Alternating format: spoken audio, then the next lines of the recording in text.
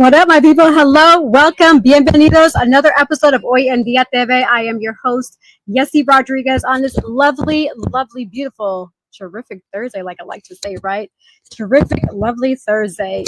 I hope you all have had an amazing week. And yeah, so far I'm having a beautiful week. I'm actually at a different part of the country, so working remotely. So we're going to make this work, though. This is what we do, right? When we have a platform, we have to make it work, all shapes and forms. And so with that in mind, we have a amazing guest today, as per usual, because, I feel like all of our guests that we have are they're just great in their own unique way. They all have amazing perspectives, different things that they've dealt with or are dealing with that really helps them grow individually and grow as bigger and better people. And so we have another amazing guest today, Evy Soto. Before I bring her on, I just want to share just some background, because a lot of the topics that we're going to be talking about today, similar to last week, we're going to deal with diagnosis of autism, but we're also going to deal with parenting support and advocacy, as well as the concept of being a single parent. There's a good majority of people out here that deal with being a single parent. And so we're going to hear a different perspective and just kind of her point of view of how it is to deal with all these different layers. And especially I'm excited about the support group for parents, because that is very important. I know being a first-time mom, although I have an amazing support system at home, it gets tough, right? And so having a listening ear or someone to bounce ideas off of, a fellow mother or a fellow parent, etc., helps give you that reassurance, just to help you kind of put things into perspective. Like, am I doing the right thing, or what would you do? So definitely a good juicy conversation that we will be having. And so for those who are not aware, which I actually just found out, according to census.gov, there's apparently a holiday that I just found out about now called National Single Parent Day, which it typically takes place on March 21st. So this one obviously passed, but it's really interesting because the National Single Parent Day is giving just props and kudos to parents that are doing it all for their child, right? And that they're doing their best to make sure that they have the best life possible. And so even looking at statistics, according to parentingmode.com, this is data at 24, mothers versus fathers. So 80% of all single parents in the US are actually considered single mothers. 52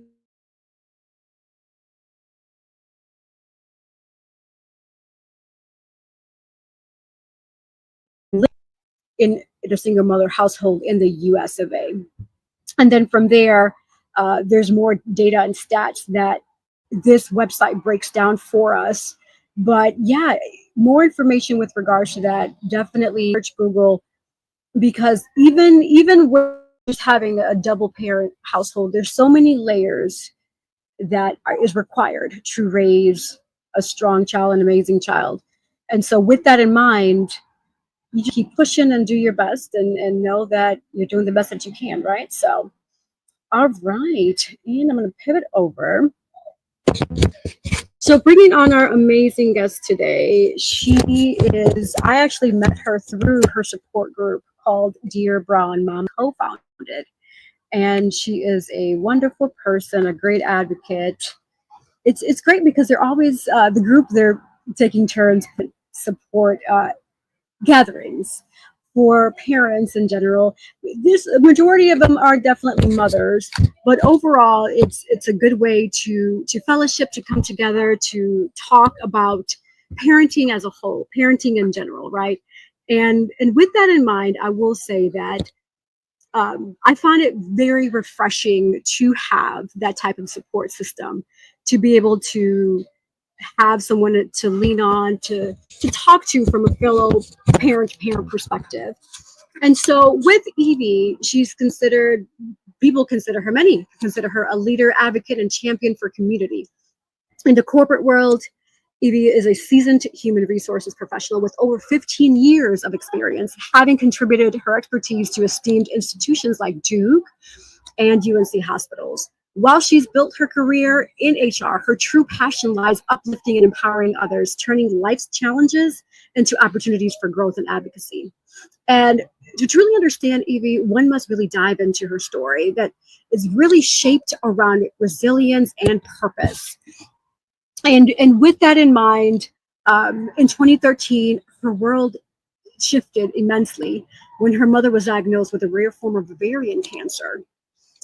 As her mother's primary caregiver, Evie navigated the complexities of healthcare system and experiences that those that really helped her out along the way. And then being a minority is another challenge that she faced even in the medical field. This realization resurfaced years later when she found herself fiercely advocating for her own son's medical needs and access to critical resources. Now, the sad part is the loss of her mother in 2014 was a profound test for her strengths, but it also ignited a deeper sense of purpose within Evie, right? And so motherhood further deepened her awareness of unique struggles faced by women of color, recognizing the need for a safe and supportive space for minority mothers.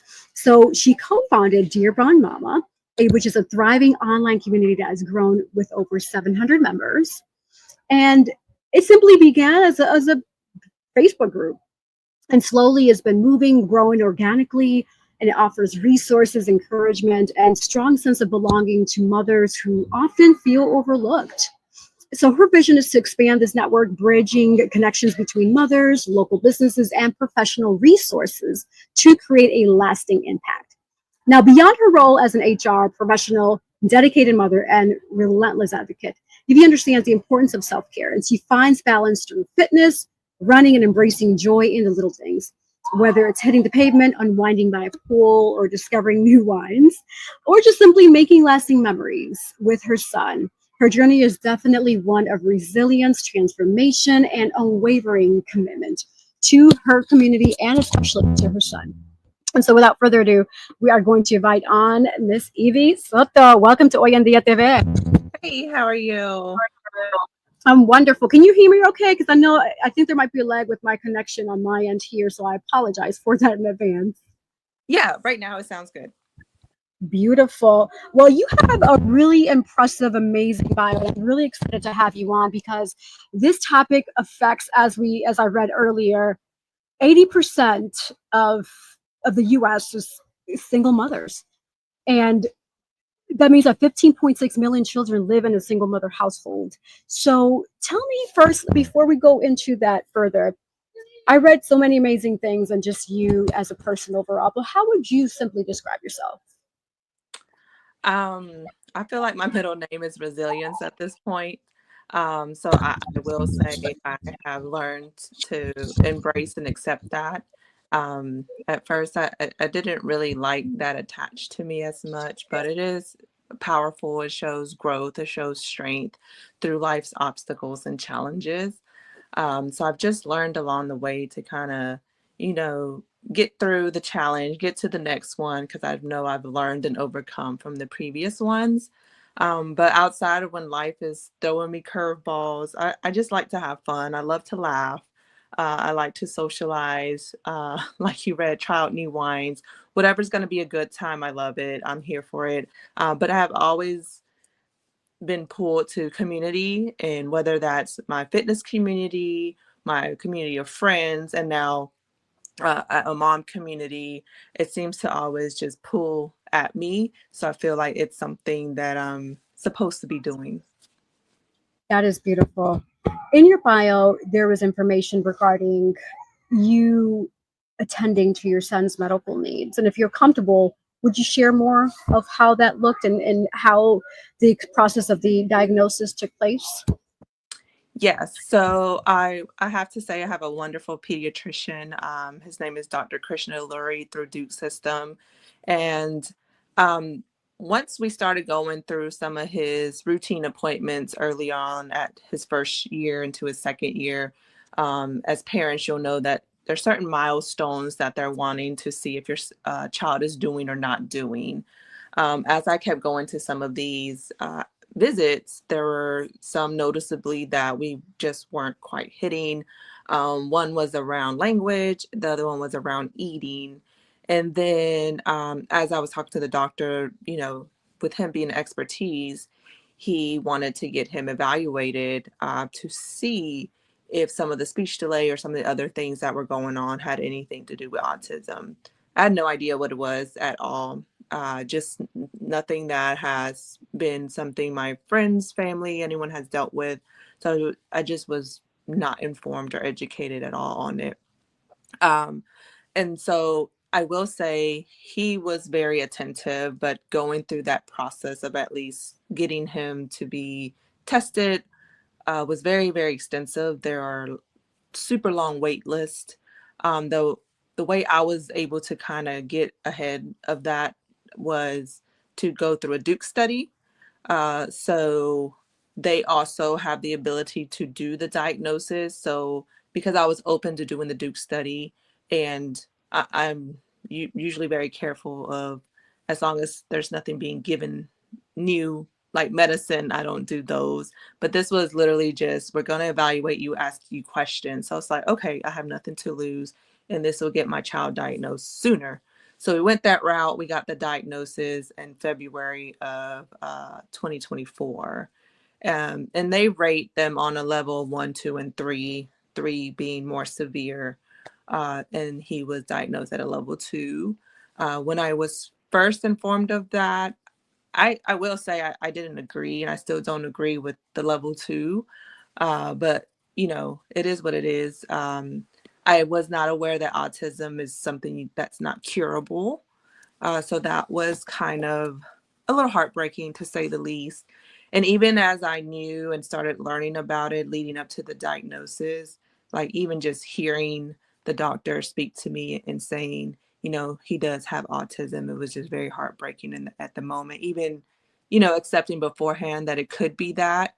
But through all of that, now being in this journey for a year, I've been able to kind of get over that hump of shock, surprise, nerves, why me, what's wrong, all of that, and just have been able to focus on being the advocate, getting all the care that I can for my child, early intervention. And I've seen strides and improvements with him. Everyone I've dealt with has been, very professional, very attentive to my son, and it just makes me happy. So Yes, I can only imagine. And I do have some follow-up questions, but my co-host Cece did join, so I'm going to bring her on with us. Cece, welcome to the stage. We have our special guest, Evy Soto. Hey, hey, hey, ladies. So happy to be here. Welcome, welcome. So happy to see you. Woohoo. So I'm going to give you a heads up. My internet might be a little laggy because I'm using my hotspot, because the place where I'm sitting, where I'm at now in out of town, apparently their Wi-Fi is not the strongest. So just giving that disclaimer. You're probably going to see me kind of pause a little bit, but hopefully the audio can still go through with that. But welcome, to have you, and I appreciate it. So Miss Evie was just sharing with us. I read her bio, and she was sharing with us the diagnosis of her son being diagnosed with autism, and just some of the key factors that she found that the pediatrician was able to diagnose her son with.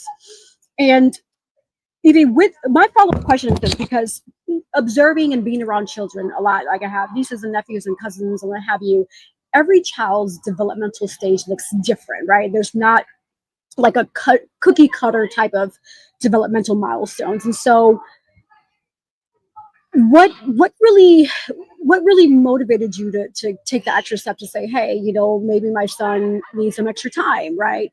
Versus taking him right away and taking into consideration that every level develops at a different stage.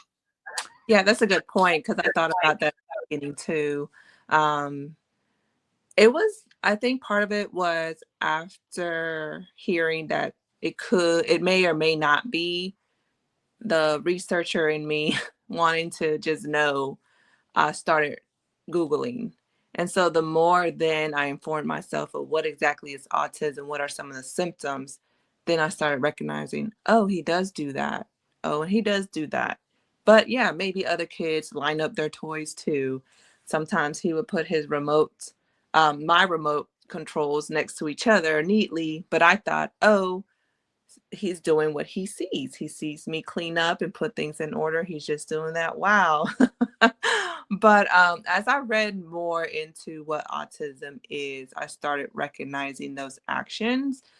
And I am just the type of person that I'm very proactive and I take initiative.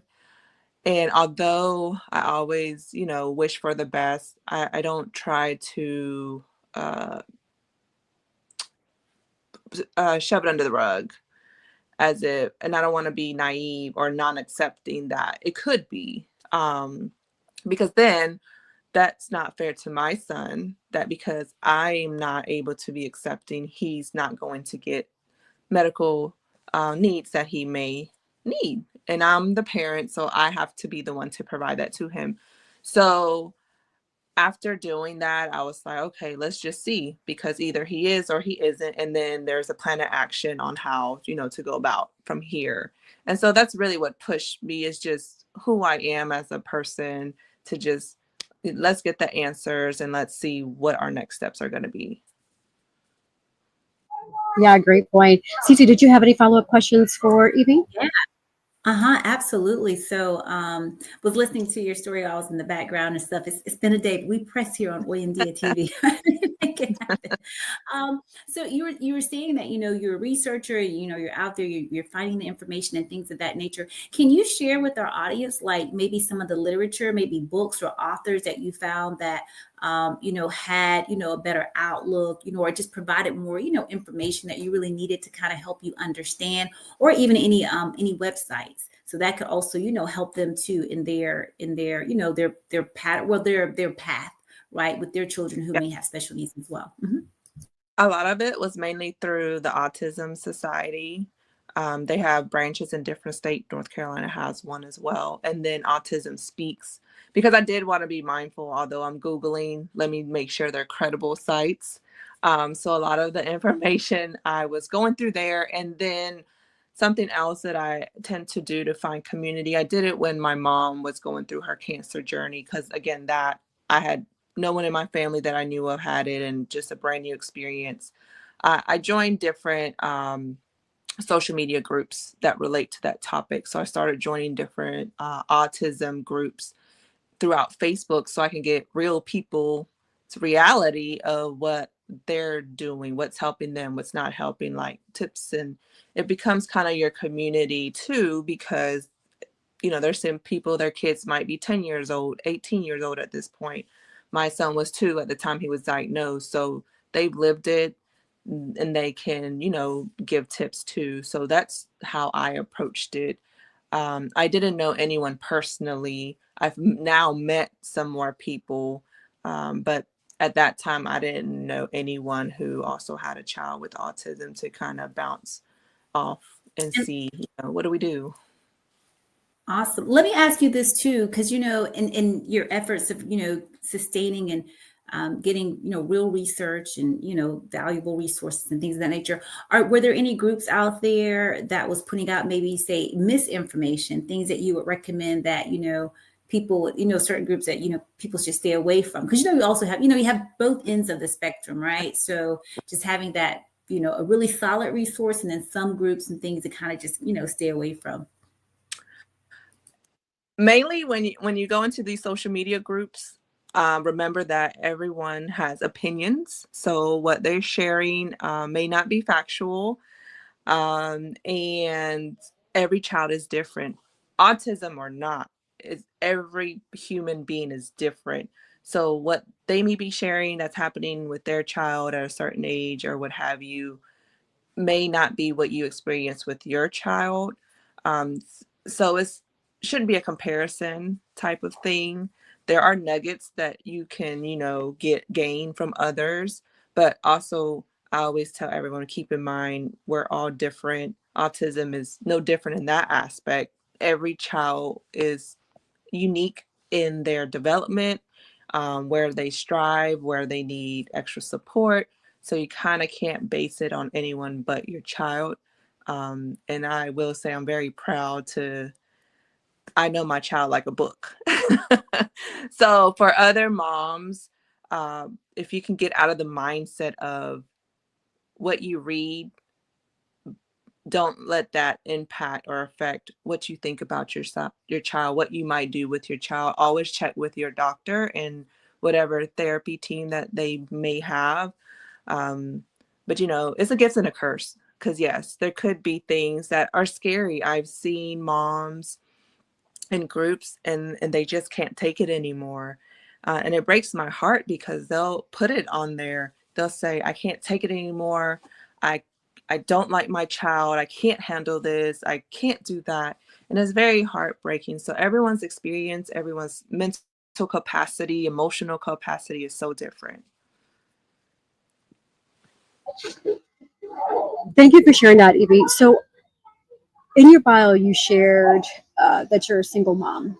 Mhm. And with having a child where you're not only a parent caregiver, but now because of diagnosis of autism, that's additional layers of caregiving that's required.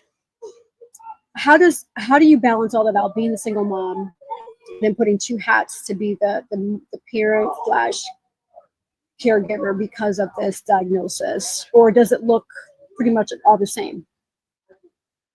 No, it's a lie. I think I'll wear like 10 hats some days. um, but you said the word balance. This year, the word for me to focus on is balance. I did not do a good job of balancing the first 3 years of my son's life.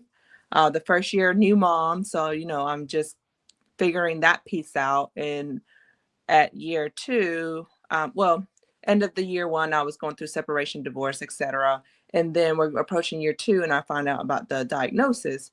So it was very emotionally and mentally draining, that first year and a half of my divorce separation process, because the autism diagnosis came along with it. And so here I am thinking, okay, I'm just gonna navigate this out the best way I can. But then we throw in the single mom and the special needs care, which consists of many, many, many doctor's appointments. I work full time, so I have to balance work as well. Thankfully, I have a wonderful boss. I've always been very transparent and open. And so he understands some of the juggling that I need to do. And so there's therapy, speech therapy appointments, occupational therapy appointments, doctor follow-ups, any emergency things that happen with him, it's all on me. So that is why this year, 2025, is my year to balance, because, excuse my language, but I'm like, I've been momming like hell. I have been momming like crazy, but I've gotten to a place where things are ironed out. There's a little more structure, routine, which I thrive off. So now I'm like, okay, Evie, it's time for you. You've, handled what you could handle, and now just pour into yourself, because I was getting drained. I'm not gonna lie. It's a lot. And I really had to tap into what makes Evie happy, what makes Evie want to do the things that she used to love, and not just be a mom, because I felt like I was going down the hole of I'm just a mom. And I never wanted to just have that title. I love it, but I was Evie before I was a mom. I am so glad you shared that, because I find that quite often a good majority of women and men alike, they tend to lose themselves or who they were before. Yeah. And now they become, like you just said, oh, I'm just a mom, or oh, I'm just a dad, or I'm just a parent. Yeah. So I really appreciate and respect that you brought that up, because I told myself that too after having my son. Like, this is me. I'm going to be me before, and I'm going to be me after my Yeah. son. So I really salute and respect you for that. That's amazing that you made sure that you were not going to lose yourself throughout this process. Because parenting is very tricky, very challenging. Whatever, in my experience, you're always like second guessing yourself, like, am I doing this right? What am I supposed to be doing? So it's tough. And you're right. It's really easy to go down that rabbit hole, and all of a sudden you find yourself at the end of an unknown tunnel, and you're like, well, how did I get here? Yeah, because And every so, single mhm, decision you make mhm. is around your child. You no longer have this freedom, like every decision. If you're a loving, caring parent, like everything, what time am I going to go to bed? What time can I eat? What time should I shower? Like even the bare necessities is based around your child. And I think as a single mom, I did have to let go of the fact of, although I wish I could have a partner to tag team so that I could eat in peace or, run to the store without having to put him in and out the car seat and all of this stuff. Um, I'm doing a really good job and I can see my son light up and how much fun we have together.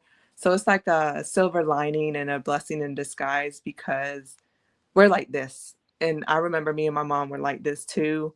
And so it warms my heart that the way my son looks at me and smiles and we laugh and I'm his person, it is a blessing to kind of have that much love between one another. I That is love that. beautiful. Absolutely, that is beautiful. I love it. That's definitely important because in being especially a boy mom yourself, you're technically your son's first love, right? Like, hey, this is mommy. We all love mommy. So yeah, so that's beautiful that you have that amazing, amazing relationship.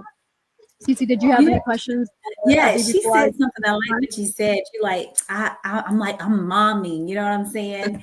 And I like that. Like, get a shirt, a T-shirt, hashtag momming, right? Because it's so real. And I was literally just rushing, to get on the show here today. And my apologies to you all. I was a little bit late, but I was momming, y'all. And I was literally saying it. As I'm driving and racing down. I'm like, man, I was like, I don't know how single parents do it. And to hear that, you're a single mom, it's hard. Like my husband is gone for like 2 weeks. And I'm just like, my little guy, his schedule is just as busy as my schedule is. And I was just like, wow, you need like another person, right? Yeah. To help you sometimes to kind of finagle. I was like, we're gonna have to get you a nanny because you just need your own personal driver just to chauffeur you here, there, and everywhere. But it's a lot. So I love what you said about, that you're momming, because that is so true for so many people. You're momming or you're dadding out there, right? And you're just trying to make life happen and make it, do what it needs to do. You mentioned something earlier and I had wrote down, you said in some of the groups, the parents or mom or dad might put in there and just like, I'm done. Like, I don't like my kid. I don't like my life and all of these things, right? When they're just like at their wits end, right? In those moments, when you see those messages, right?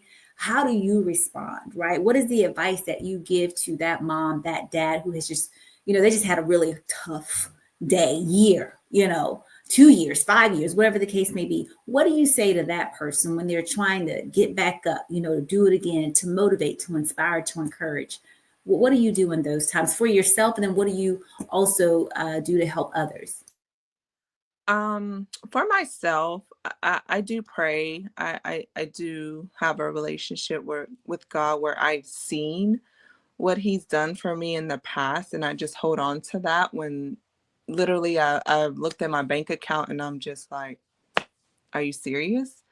And then something happens and it's like, I didn't make it happen. I know who made it happen. So I kind of look back and rewind at those moments in my life where I am at the bottom and it just works out. And I know why it's working out because I had no part in that. And so I remind myself of those moments. I do allow myself to be emotional, to cry. I don't try to pent that up.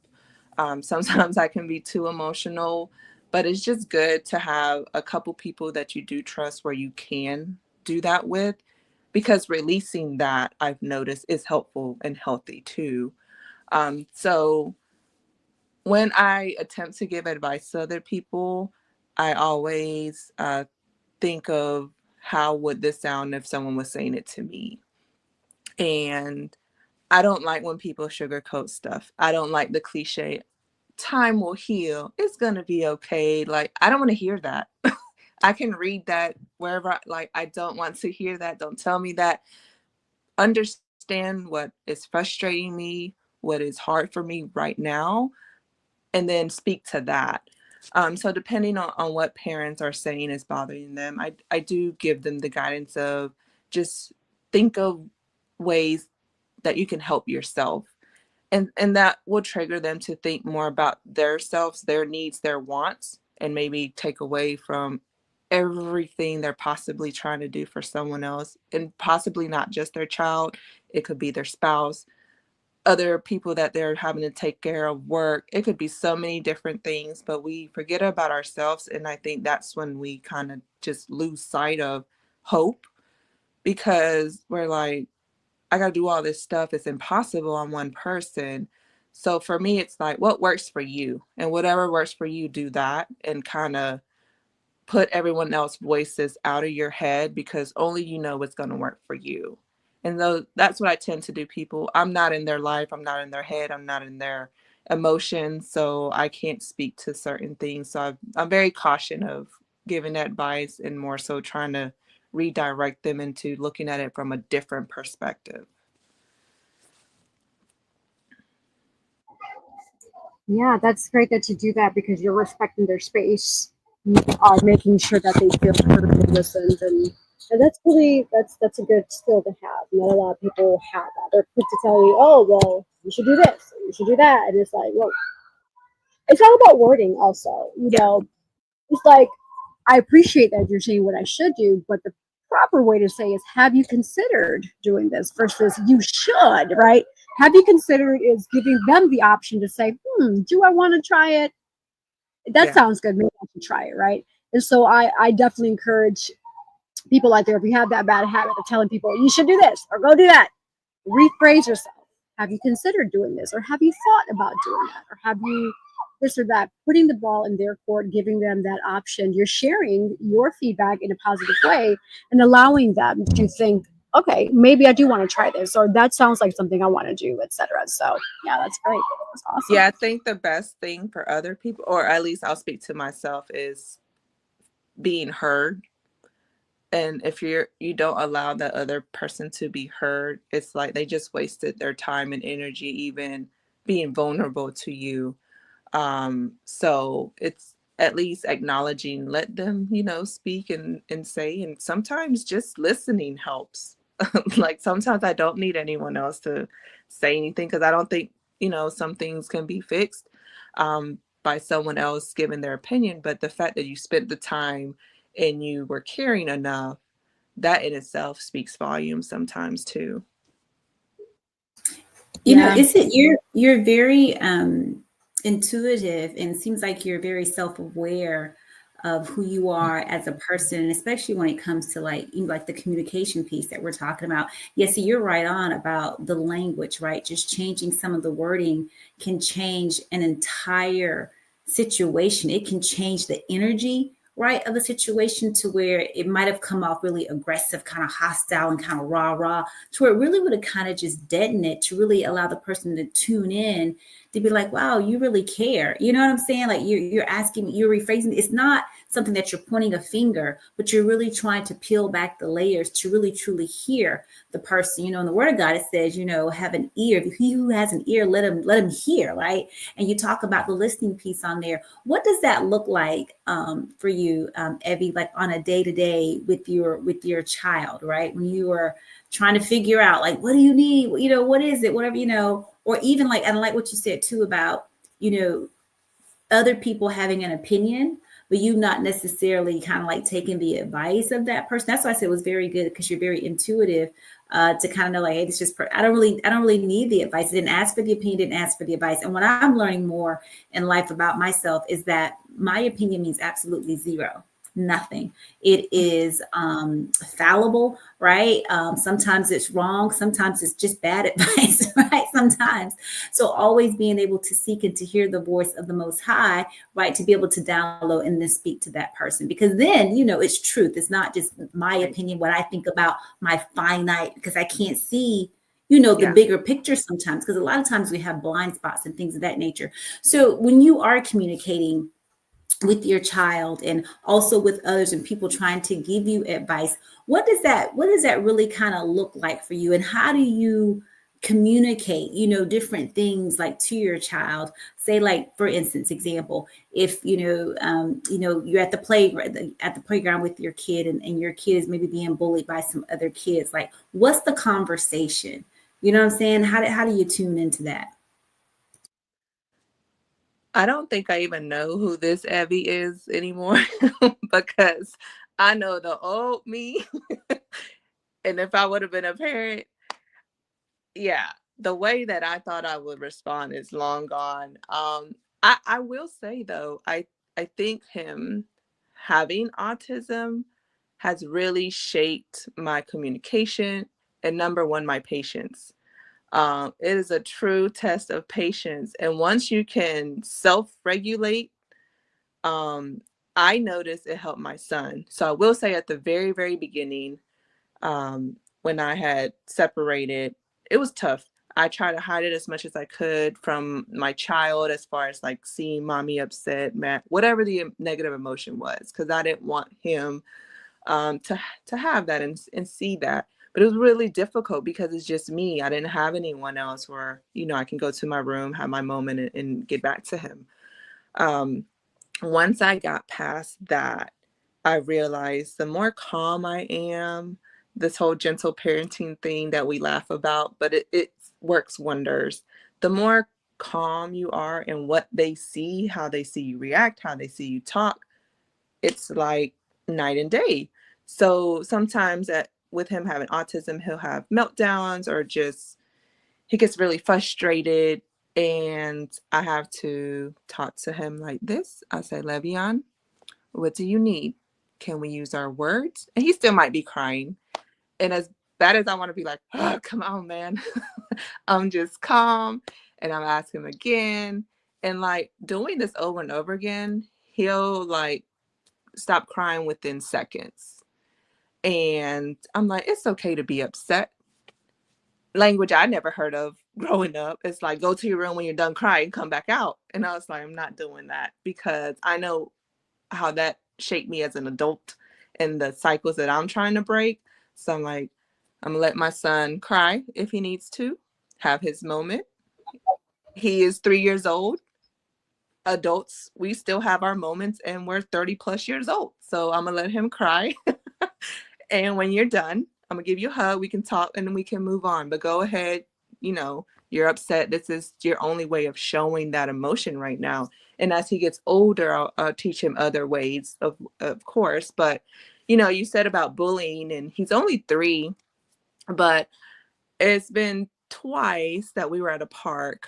One time, I think these kids were like 6, 7 years old. And my son sometimes stems by making different noises, changing his voice. And so he was having fun. It was movie night at the park, and these older kids were looking at him because he was excited. And when he gets excited, he does a lot of stemming. And they were just looking at him like, "What are you doing?" Their parents weren't around. My face sometimes speaks for itself. So I just looked and I'm like, entertain my son again. And I'm like, that's not nice. That's what I told the kids. I just said, that's not nice. And they looked at me and I looked at them, and my son kept playing. But I'm not going to like blow up on a child or another parent. I don't want my son to see like that's how we deal with conflict or these situations. So I always keep in mind like my son's watching me. In another case, kids are very unfiltered. My child's language is not fully developed yet. I, as his mom, can understand him, but other kids may not. So he was playing at the park again, and he was playing tag with another little kid, probably close to his age. And the little kid says, "Mommy, I can't understand him. What is he doing?" But I knew that was so innocent, and I've learned not to take things personal. I give a lot of grace. And I just kind of chuckled because kids are so unfiltered. Um, and if the opportunity had risen, I would have just, explained, oh, he, can't talk right now, but he's learning, and I think sometimes we educate our children when they see things like that. They'll start learning that it's not weird, or it's not like, what's wrong with him? It's just like he needs more time to learn language. So I don't know that a lot of us, we're all human, and parenting is hard. We don't parent the same. So I don't know, the other parents would do that, but that would be my approach with communicating with my son on different topics. I love that you do that, honestly. And I'm listening to you say 30 plus, right? Which is beautiful because it's similar to my situation. I waited to have my child. And I think that's the main difference that I'm correlating, because I've noticed that the younger a parent is, they're really, their minds is still in that certain immature stage, right? Where they're still growing, still developing. Like even in my 30s, I'm still growing and developing. I am considered an adult and I'm very mature, but I know there's always opportunity to learn and to grow. And so correlating it to an early younger parent in their late teens or early 20s, what have you, not everyone has that full capability to really think the way that you are showing your child now, or talking to others to say, hey, that's not nice. A younger person, I remember back in the day, somebody would be like, who do you think you're talking to? Why are you talking to my child like that? So the Yeah. age and the age discrepancies that I've noticed, I tend to call it, like, my saying is called the hamster wheel effect. At what point do we break out of the hamster wheel to be different? Yeah. I chose to do that, and you chose to do that too, because I know myself being Latino, there's a correlation with like Latino women having children at a very early age. And I told myself I was not going to be part of that statistic. No disrespect to those women who do that. That's more power to you, and I salute you. But I know that when I'm 16, 17, 18, 19, I'm not mentally mature to have a child. I'm sorry. Like, I need to take care of myself first, right? And so I knew that going in and being a parent, I told myself at an early age, like, I need to get myself together before having a kid, because I saw the struggles and observing other parents around and what they've dealt with. And so it sounds like you had a very similar approach as well, even in the approach of you showing the language and the interaction with other people, etc. That's admirable. Very admirable. Thank you. Cece, It really did you have any is. questions? Yeah, it really is. I'm glad you said what you said, because even in you, being in your younger year, right? As a teenager, to think like that's maturity within itself, and then to choose a different choice. And studies do show, women, when we have, children in our later age, I mean, at 35, in your 30s, they think of a geriatric. I'm like, well, how young is, like, the 30s are old now. Like, what's going on in the world? Okay. So, but yeah, you have a different mindset. And I believe that you need that with the maturity to help you. Not going to say that there's a lot of people out there plenty mature, right? Older in the number years, but they are not good parents, right? But when you live a little bit, you can parent a lot differently. And you're spot on, Evy, about, just having those opportunities to be able to explain to other people when they're kind of looking, and kids are innocent. They just tell you how it is. You just be like, whoa, they hurt my feelings. But having those teachable moments, you know what I'm saying? And we have children in our school on the spectrum. Some are really, kind of severe, some not as severe. And there's one little kid in the school. Everyone knows him. He's so sweet, so sweet. And he just like, hi to everyone, you see, but the kids love it. And they're kind to him and they're nice because, we are teaching these children that everybody is different. Right? Not that it's good or bad or right or wrong. Everybody is different. And so you have to have that compassion. You have to always show the kindness, right? To whomever you meet, right? So to be nice. I know kids can be ruthless. So you're like, man, they hurt my feelings, And my child too, my eldest, he's on the spectrum. We were sharing this with another guest. And I was saying, if you always want to know the truth, ask my son, like unfiltered. He's going to tell you. Get ready for get your feelings together, okay? Because your feelings are probably going to get hurt. But he's going to tell you the truth. And you're right. It does help you kind of see life differently. It does help you to be able to communicate. It really does help you. It brings out the best in you. I believe that I've seen with children on the spectrum, any child with special needs. It really, if you want to grow as an adult, if you really want to have your resilience tested, patience tested, right? All of those things. Deal with the special needs child, because they're going to really show you truly who you are at your core. And if you are willing and if you are open and ready to receive, right, it's going to turn you for the better, more than likely, hopefully, right? It's going to help you be kinder, gentler, more patient, right? More giving, right? Less selfishness, less self-centeredness, you know what I'm saying? And make it all about that person. So we salute you here. I'm also ex-military. And so we salute you for just being who you are, and for how you show up for your kid. You say he's your person, you're his person, and I love that. You know, you're momming, and I got to say that you're doing momming quite well, quite well. Thank you. Thank you for I sharing. That was appreciate awesome. it's always so great to hear that. That's like something else that words of affirmation speak to me. So it's always so great when anyone can say, "Oh, you're doing a good job," because it's like somehow they can sense, they can see that. My son can't tell me yet, but I can't wait for us to have those conversations. And kind of circling back to what you all were saying earlier about the maturity piece, I think about that sometimes too, and I think about myself, and sometimes I kind of take age out, and I think that some of our life experiences are what have matured us. And there's certain things that I've gone through life, and of course, the longer you live, the more experience you have. So, it makes sense with the age, but sometimes I just think about the experience that you've had mold and shape you to be who you are at this time. And had you not gone through some of those things, you might not even have the mental capacity to think of things from a different lens now.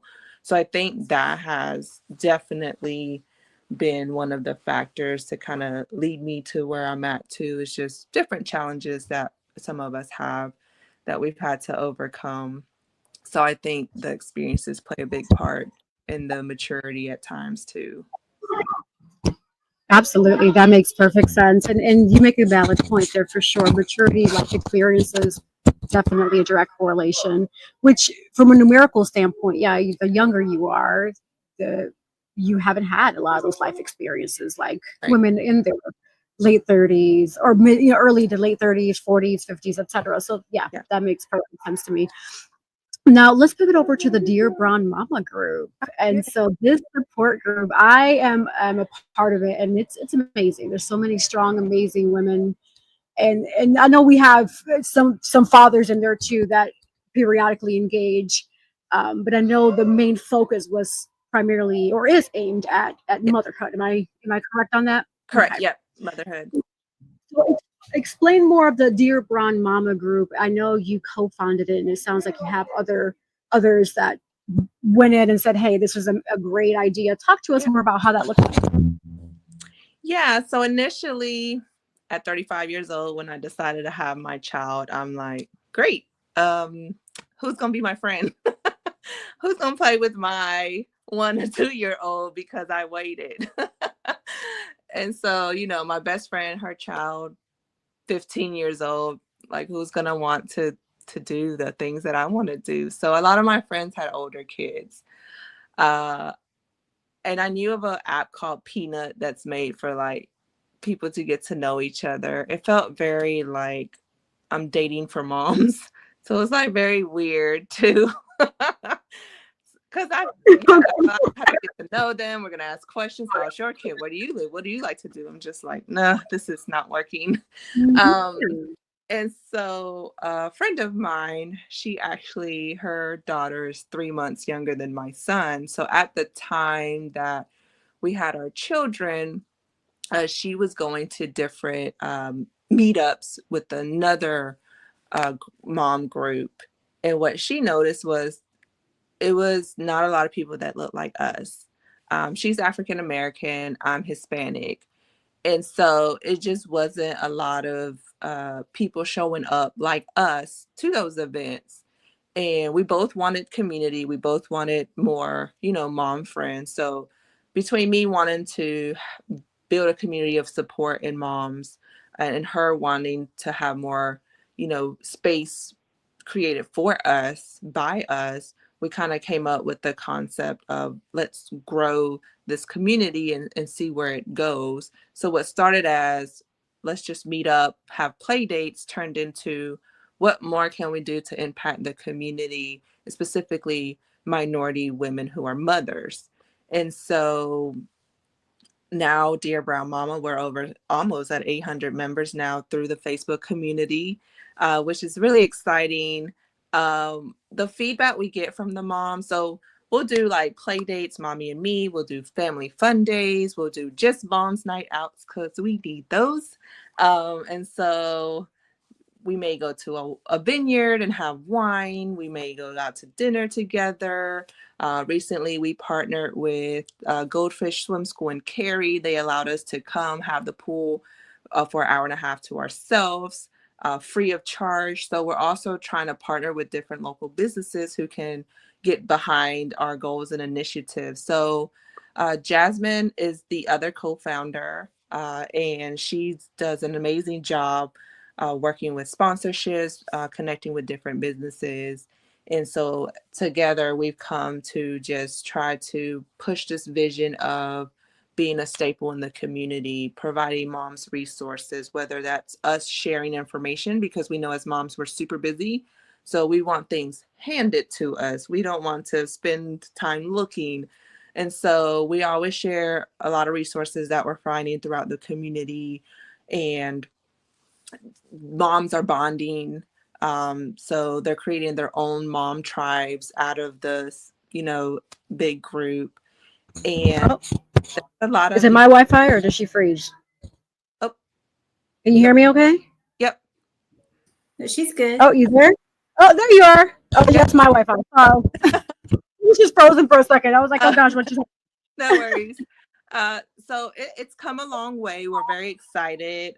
We're hosting our first spring picnic event on April 12th. And so it's going to be picnic style. Families will come out with their lunch, snacks, goodies. And because it's Easter this month, we are providing Easter egg hunt. We'll have prizes for the kids. As of right now, we have like 35 kids registered. So we're really excited. And it's just about bonding, building community, being supportive. One of my visions is also at some point to be able to provide scholarships or grants to the moms or children, kind of pour back into the community in that way too. And so we're looking forward to where this leads us.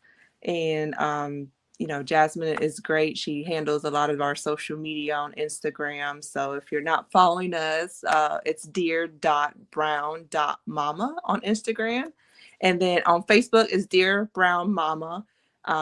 Only stipulations is you have to be a mom, so it is only for mothers.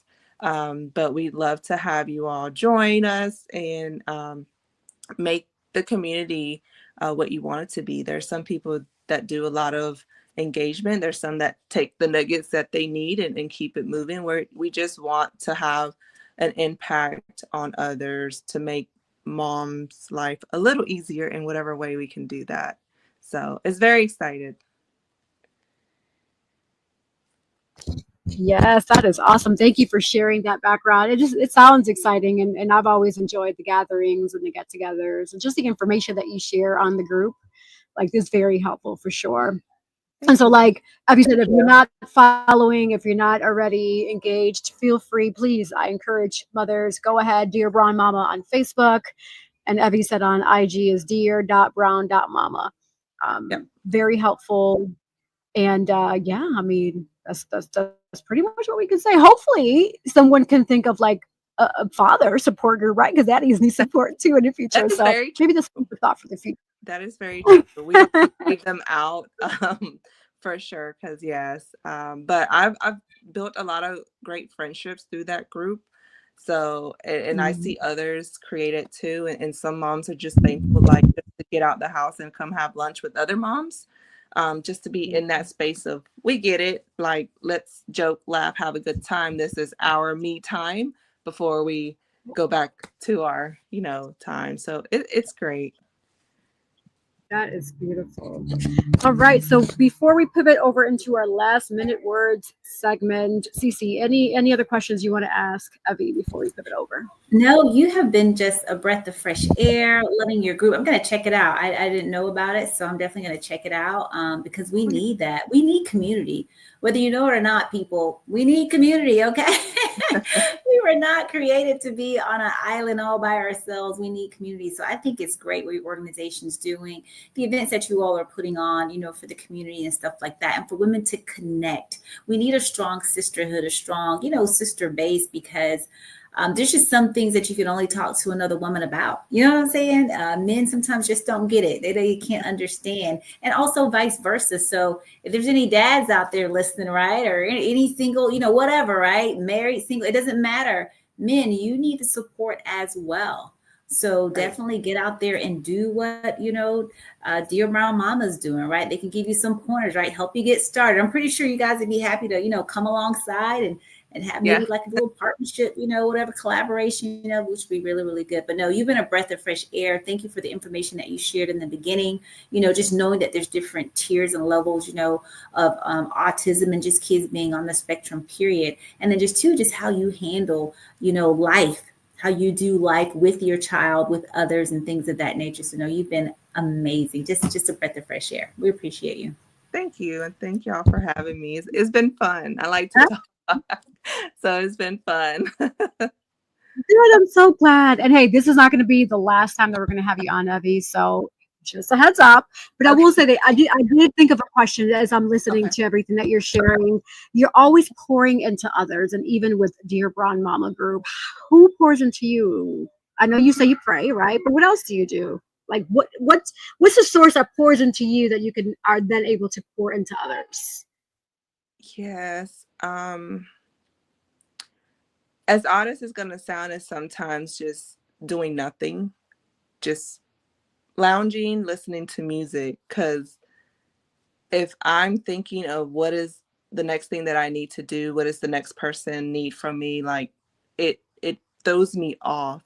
So as I'm learning, what I need is maybe it's just 30 minutes laying in my bed extra in the morning, and at least it kind of helps. So we always think of like it has to be other people speaking to us, or it has to be like pedicure, spa dates, all that is wonderful. It really, really is. I love my pedicures. But for me lately, it's been either taking a breath, and that's going to be laying on the couch or staying in my bed a little longer, as simple as that sounds. And then more lately, it's been going back to running and working out. Again, that's me time. Like I'm in control. I'm pushing and challenging myself. I like that reward of accomplishment. Like I check something off my list. I'm, meeting my needs. And so it just helps me like, okay, this is what I needed today. Let's get, the rest of the day going. And there's community in that too, as well. So I go to Tribal Fit in Durham, and it's a great community there. So I don't dread going, although Coach Jay is very hard. But I love it. And again, it's that community.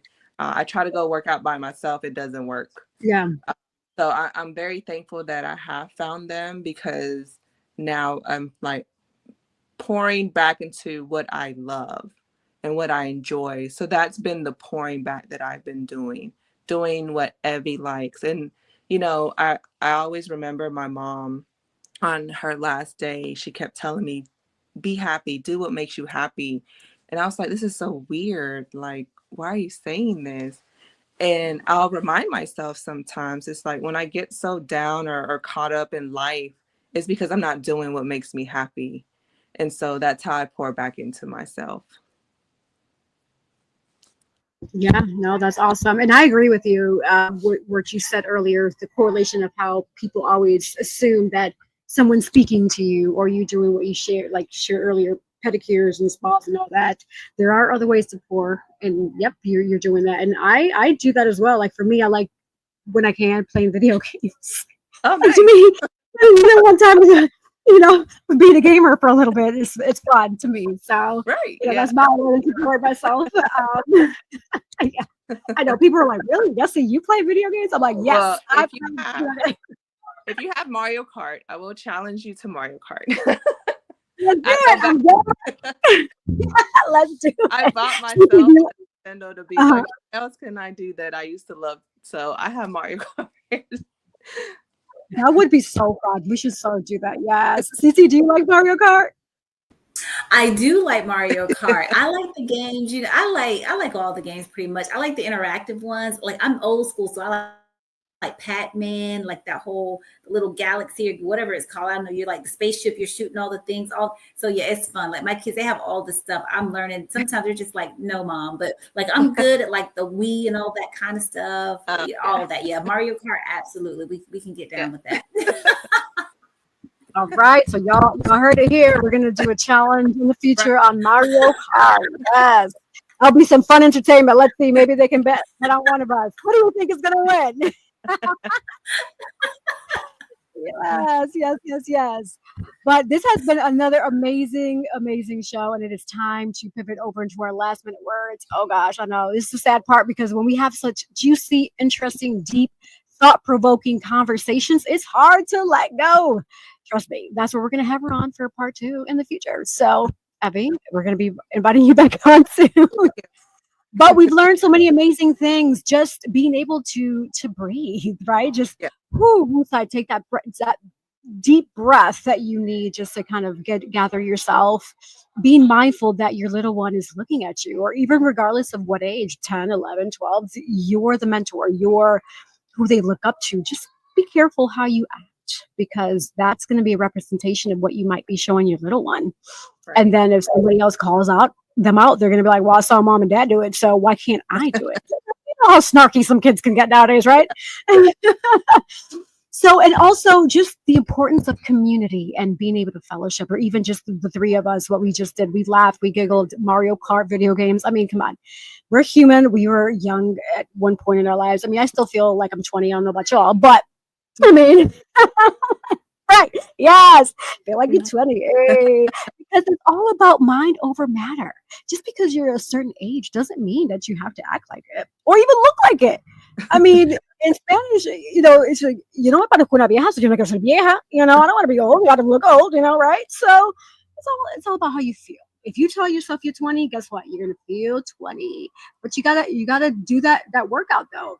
Working out, whether it be walking around the block, get yourself a treadmill, different things to make sure that you stay healthy, because internally you have to be healthy as well, so that your exterior can be just as healthy. So we learned so many amazing things. So with the last minute words, Evy, what we typically do is just share if you have a quote, or if you have just anything last minute that you want to share with the audience and listeners. Also, how they can find you on social media, if you want to remind them of how they can find your brown mama, pretty much anything that you can think of from a last minute words perspective. And then from there, we'll go to Cece, and then I'll close out. So whenever you're ready. So on Facebook, it is Dear Brown Mama. And on Instagram is dear.brown.mama. That's MAMA. And if you want to follow me, I am playing around with sharing more of my journey. So my Instagram is at State of Beauty on Instagram. And, last words, I would say, as parents, specifically as women and as mothers, do trust your decision making and do what works best for you. Find ways to kind of silence the other voices as best as you can. And when you do that, what I've noticed is I'm more calm, I'm more at peace, I'm more relaxed. And it kind of also helps you slow down in a weird way, because you're doing the things that fulfill you, and it doesn't feel like a laundry list of must-dos. And so I say that because when I've approached life like that, and this is a work in progress, but when I see that I'm doing those things, I'm less stressed, I'm less overwhelmed, I'm happier. And so I'm going to leave you all with the words that my mom was telling me, and just find what makes you happy and be happy. And I know life is going to throw its curveballs. There's always going to be challenges to overcome. But if you can kind of get back to what makes you happy and make sure you don't shy away from that, I think it will help you kind of get through these hurdles, because they're just that. They're hurdles. Get over it. You keep moving, you keep running like in track. You jump over the next one, you keep going until you get to the finish line. And so that's kind of how I've shifted my perspective, because life will give it to you, but there's so many good things to look at. And so we just got to shift our perspective and do what makes you happy. So yeah. That's good. That's phenomenal. Well said. Well said. Fantastic. Well, you guys can get me at inspireforpurpose.com. I am Sandra, the actionist. And also, just the last words, um, Yessie, you said something earlier. You said, your kids, you're the mentor, right? And so those children are the protege. And so you all need to remember that. A lot of times we go out and we are looking for mentors and all these things. But the best gift, I think one of the best gifts a kid could say is like, who do you want to be like? And they say like my mom or my dad. It means that you've done something right. There's a lady named Amy McCready, and I like to give resources. And she is the author and founder of Positive Parenting.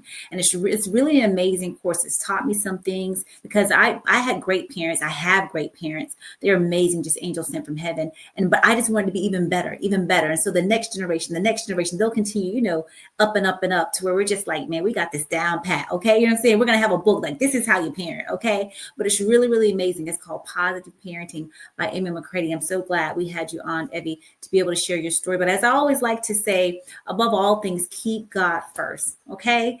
And love and light and inspire for purpose. Beautiful. Thank you. Thank you. Yes, I echo the words of these two amazing women here. Another amazing show, because this is what Oyandia is, right? Oyandia aims to motivate, inspire, enlighten, educate, and entertain you, the viewer and listener, with each and every episode. And I know we did that today. I mean, because this is what we do. Like the song, "This is how we do it." Hey, hey, this is how we do it. Na, na, na, na. Yeah, that's what Oyandia does. Hey. But I don't know if you heard that, but that was my baby. It's like, where's Mama? I'm coming. But yes, with that in mind, I want to give a special shout out to Evy. Thank you again for being on. CC, always being an amazing co-host. Nadine, we still have you. We miss you. We're going to be on soon. Our other co-host, she had to be on location doing a different project, but hey, we hold it down here. That's what Family at Oyandia does. And shout out to our sponsors. We have Collective Wear, we have Divine Beauty and Accessories, we have Nadine Travel Oasis. We're gonna hear from them. And also we have Miss Cece, the Actionist, as the sponsor. So we'll be right back.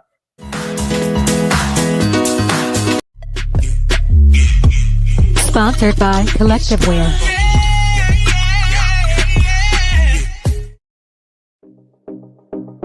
Sponsored by Divine Beauty and Accessories.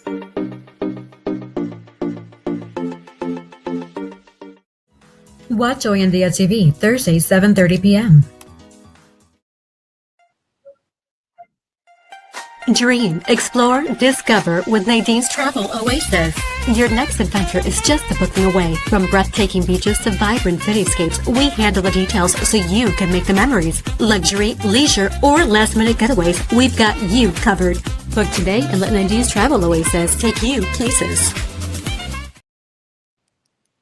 All right, and for those who want to be sponsors at Oyandia TV, we have sponsor packages available, so you can definitely announce you, create commercials, as we saw, etc. The whole shebang. We do it all here. So simply email oyandiatv@gmail.com. It is scrolling at the bottom of the screen. Subject line, put sponsor, and then what we'll do is send you the different sponsor packages, and you just let us know which one you want. So easy breezy, 1, 2, 3, right? And also, for those who want to find me more about who Yessie Rodriguez is, just simply go to Google or Safari or Internet Explorer and just type in my name, Yessie Rodriguez. It'll pull me up in all my social media handles and my website, so you can find me there. And yeah, another easy breezy, 1, 2, 3, right? Hey, okay. Last minute words, quote of the day that I always say. So this is, and I'm going to keep saying this till the end because this is just how passionate I am about this. The whole Biggie Smalls with 112 back in the day song where you're like, sky's the limit, And then one day I was thinking, I was like, sky, I don't know about that. So my gut feeling was right, because I found that there's a Kármán line, which is a boundary separating Earth's atmosphere and outer space. So from a technical standpoint, because I'm a technical person, when you tell yourself the sky's the limit, you're technically, quote unquote, setting yourself a boundary. Because for those who didn't know, that boundary is 62 miles above the sea level. So please stop from saying sky's the limit, but say this instead. This is a quote that I created. The sky is never the limit because the galaxies are endless. Thank you all for tuning to OAND TV. This is the end of the show. We'll see you next week.